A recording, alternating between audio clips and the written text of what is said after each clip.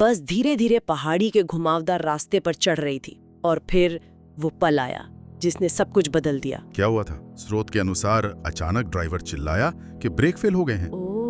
बस बेकाबू होकर तेजी से ढलान पर नीचे लुढ़कने लगी। लोगों की चीखें, घबराहट और फिर बस सड़क से उतरकर सीधी गहरी खाई में जा गिरी। बाप रे। एक भयानक धमाका, आग की लपटें और फिर सब शांत। मौत। और फिर शुरू होता है पहला रीसेट।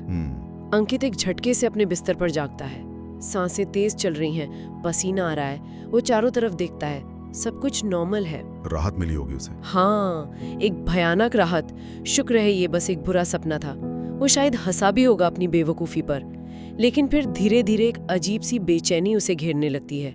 वो घड़ी देखता है, वही 9:20 बजे हैं। ओहो। बाथरूम जाते हुए वो फिर उसी जगह टकराता है। नाश्ते की मेज पर उसके हाथ से चाय का कप फिर छूट जाता है। वही आवाज, वही टूटे टुकड़े।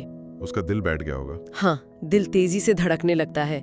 ये सपना नहीं था, या अगर था तो वो अभी भी उसी सपने में है। दिन खुद को दोहरा रहा था, बिल्कुल वैसे का वैसा। स्रोत इसके बाद के एक और लूप के बारे में भी बताता है जो शायद अंकित की निराशा को और गहरा कर देता है। अच्छा। इस बार उसे सुती है।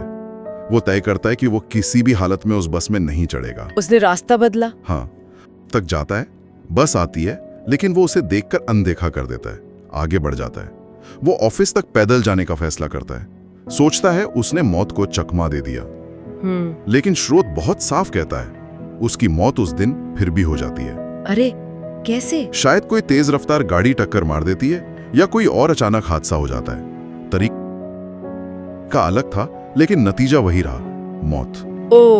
अब यहाँ स्रोत एक गहरा सवाल उठाता है, क्या ये उसकी किस्मत थी जिसे टाला नहीं जा सकता था, या फिर ये उस टाइम लूप का ही नियम है कि जिस घटना यानी मौत ने लूप को शुरू किया वो उस लूप के अंदर होकर ही रहेगी। हाँ, चाहे आप रास्ता बदलने की कितनी भी कोशिश क्यों ना कर लें। ये उस भयानक चक्रव्यूह को दिखाता है जिसमें अंकित फंस गया था।